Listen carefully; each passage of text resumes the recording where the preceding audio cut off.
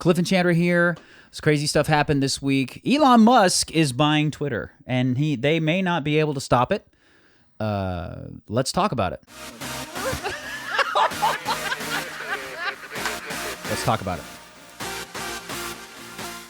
Okay, so Elon Musk is buying Twitter. Does everybody know the rumor as to how this is started? Why this started? Do you know the rumor? I feel like it's somewhere in there, but refresh me. Okay. So, yeah, because I think we did talk about it on the phone. But, all right, so there's a meme floating around right now that shows Babylon Bee gets, they posted this tweet about Rachel Levine, and we'll throw in some pictures here. Rachel Levine being nominated for Man of the Year. Man of the Year, because Rachel Levine. I thought it was Lee Thomas. No. Leah Thomas is the swimmer. Yeah, I thought that's the one. No. So Rachel Levine is the Secretary of Health. Oh, that one. The trans Secretary of Health. I didn't laugh. Was nominated as a Woman of the Year by, I can't remember who it was, something very prestigious. And Babylon Bee did a satirical take on it and put a post, nominating Rachel Levine as Man of the Year. And the reality is, there's truth in it. I mean, Rachel Levine is a biological male, so it's not misinformation. And I don't necessarily know that it's hate speech, but Twitter still banned it and blocked Babylon Bee. And then there was a big interview on Fox with, I can't remember his name, but the guy, one of the big higher-ups from Babylon Bee.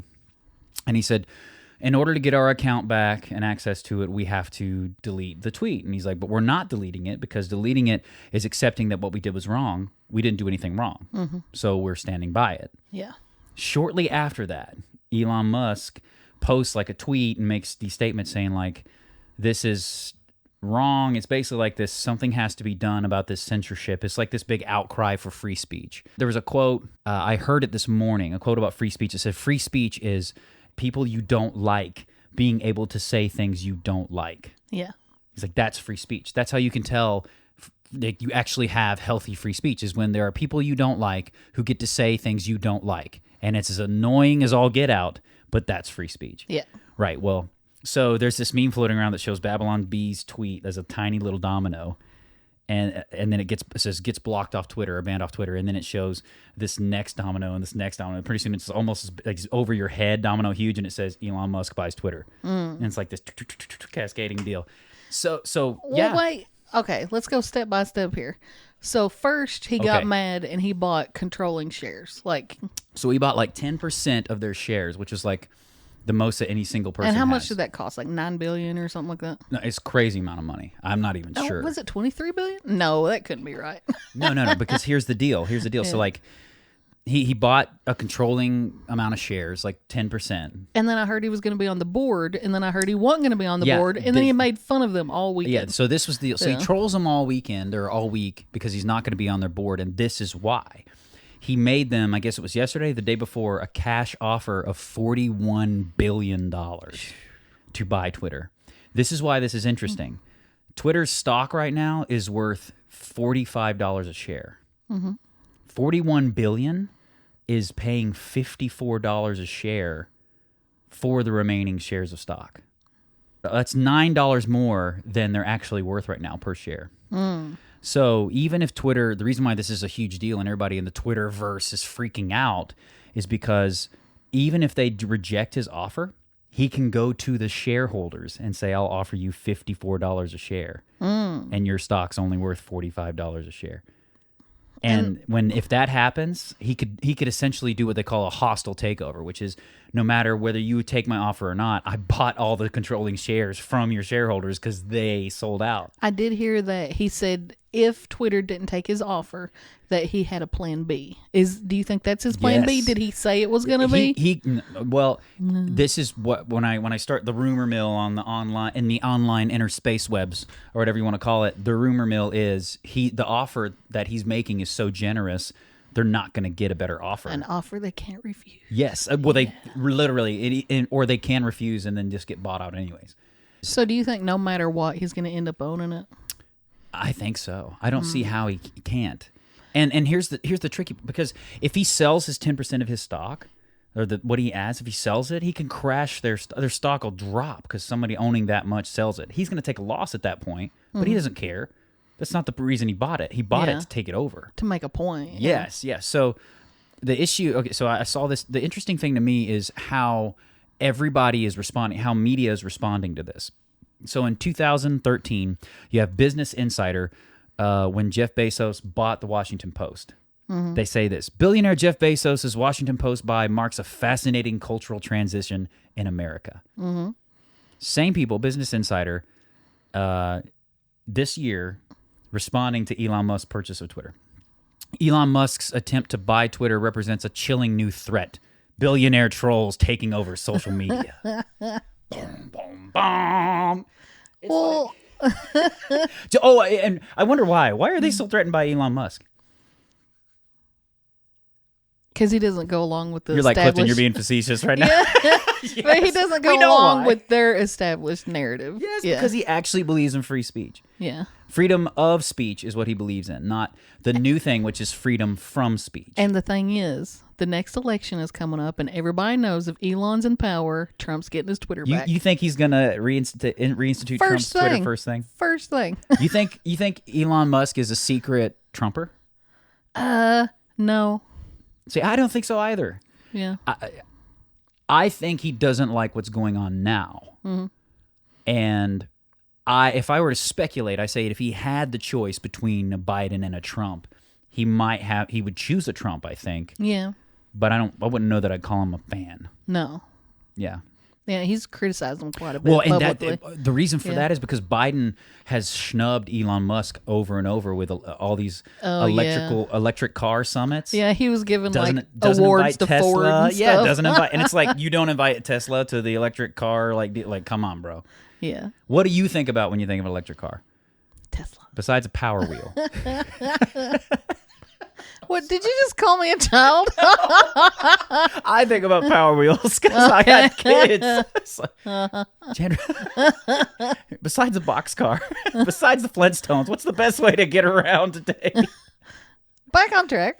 Sorry. All right. So, anyways, what do you think this means for Twitter? You think Trump's getting his platform back? Have you seen all the freakouts? The other freakouts, people are like, if Elon Musk buys Twitter, it's like open season for Nazis to just proclaim all of their terrible stuff. Well, I guess I can't say Nazi. Are we not allowed to say that? Who knows? Is that a word? Elon Musk doesn't own YouTube, so I don't know that we can say that. We do not like Nazis. Maybe we can say that. Well, the thing is, that's assuming that there's no Nazis on Twitter, which is crazy. There definitely are. There are what I would consider content Nazis. Yeah. I mean, so... I think a lot of average, everyday people don't use Twitter, and so they don't understand what even is going on Twitter. Yeah, I don't, because it's so toxic. Yeah, well, people don't know you can view on Twitter. Are we allowed to say that word?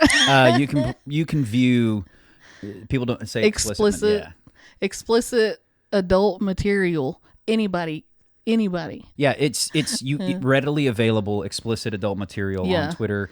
But Trump can't be on there saying stuff. Like, it's crazy. Yeah, that is. Yeah. No, I hadn't thought about that. As weird as that is, as sensitive as I am to that stuff, it blows my mind that Trump is banned, and you can see the most graphic, awful stuff you want. Yeah. That's. Wow. Okay. So because he doesn't say things liberals don't going down that road for a minute, one of the reasons I don't invest in Twitter and get on Twitter is because it's such a toxic space. Yeah. Now, I am an advocate for free speech. I accept the fact that if Elon Musk purchases Twitter, it could become significantly more toxic. Yeah. So I'm an advocate for him getting it and opening up free speech, but it's like you can't have your cake and eat it too. Mm-hmm. It's like I don't like. Well, I think conservatives get a bad rap because of the abortion issue. Yes. Because they're like, oh, we're controlling women's bodies. When no, we're trying to let babies live. It's the difference. Yeah. But they say, oh, so conservatives are controlling people. When really it's liberals who are putting everybody in this little box. You can't say anything outside this box. Yeah. Well, we've talked about before. It's accepted messaging. There's an accepted message. It's just like BLM, you know, like if you didn't put a black screen up on your social medias, you were a white supremacist. It's like, but now we found out that there's almost $10 million unaccounted for, some $60 million or some crazy amount of money unaccounted for, and like the former CEOs or founders of BLM are now in $6 million mansions and this kind of stuff, and it's like they proclaim to be self-trained Marxists, and yet they're living in $6 million mansions. Like, what does that say about Marxist economic philosophy? Just, you know, to the average listener. Yeah. The people in charge are taking your money and building a big swank house with it. But I do think, I believe I said this last week on Let's Talk About It, more conservatives and libertarians need to be in the more social sectors, putting their money there and becoming more controlling powers in that area. Yeah, and that's the thing. I don't know that I would call Elon a conservative. He's libertarian. Yeah, he's a libertarian. I think that's the issue.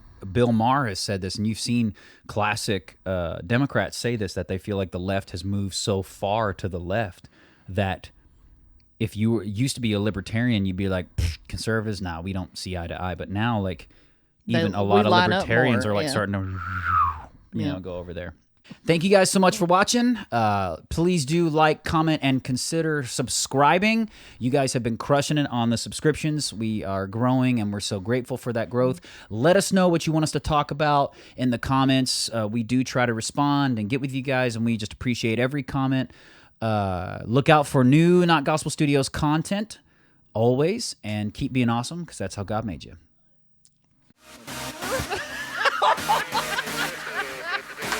Let's talk about it.